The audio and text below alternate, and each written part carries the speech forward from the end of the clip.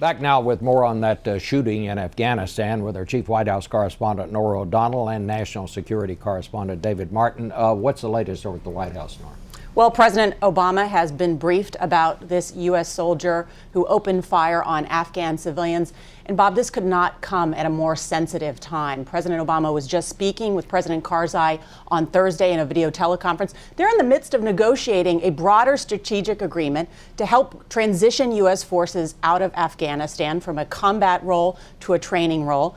In May, there's going to be a huge NATO summit in Chicago where this is the discussion. How do we pull more forces and accelerate the transition? And so this really is going to be a huge story, I think, this coming week for this president and our situation in Afghanistan. You just heard Newt Gingrich say it's time to leave, that this just didn't work. David, I know you left to go make a few more calls. Did you turn up anything more? Well, the commander in Afghanistan, General John Allen, is in Washington this week because he's testifying on Capitol Hill.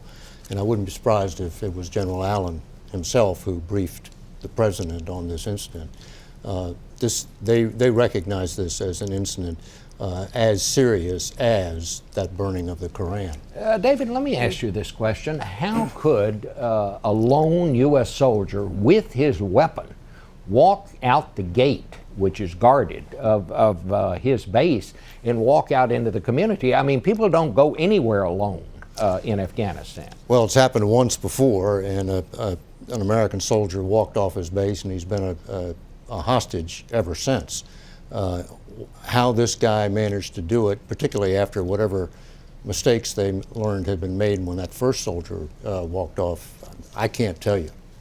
But this is now a concern about the safety of our soldiers that are over there in Afghanistan. After the Koran burning, some of our soldiers were killed. Others were shot point blank in the back of their head. So they are really concerned that Afghans will want to retaliate.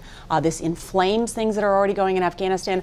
And Bob, already after the Koran burning, you heard some Democrats on Capitol Hill saying it's time to get out more quickly of Afghanistan. I bet we'll see more of that this week from Democrats who say, why are we in Afghanistan? It's time to leave. And it's just coming at this time when this discussion is underway about pulling forces out. And with people like Newt Gingrich joining in, you already have Ron Paul who says we had no business there in the first place. But now Gingrich was pretty strong today. I mean, it was almost like he said, you know, we made a mistake here, and there's not much else to be said about it. It's time to kind of pick up our stuff and leave. Well, it just goes to show you in a presidential election. I mean, this was a good news week for President Obama because of the jobs numbers, and then foreign policy enters into the debate. This is going to be a difficult thing for President Obama to manage, and the Republicans will have to talk about how they would do things differently and explain how they would position our forces in the coming year in Afghanistan. Isn't that the truth, though, David? I mean, we never seem to talk about foreign policy very much in presidential campaigns,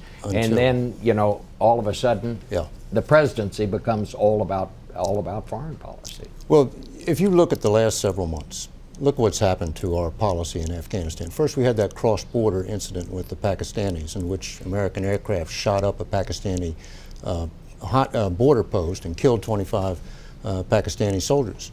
Relations with Pakistan still haven't recovered. The supply routes through Pakistan are still closed. Then you have the burning of the Koran, which forces the commander in Afghanistan to pull all of his advisors out of the Afghan ministries for fear of retaliation. They're still not all back in the ministries. And now you have this, which is obviously going to be another setback. War is a huge undertaking. It can withstand a number of mistakes. But when they start to pile up and accumulate in an atmosphere of war weariness. But I think it doesn't change what are the fundamental basics of this, which is that this administration has already decided to accelerate the transition. Secretary Panetta told a group of Pentagon reporters that we were going to be transitioning out of a combat role probably by the end of this year. So we'll be down to 68,000 troops in Afghanistan this summer. I think you could see a significant drawdown after the fighting season.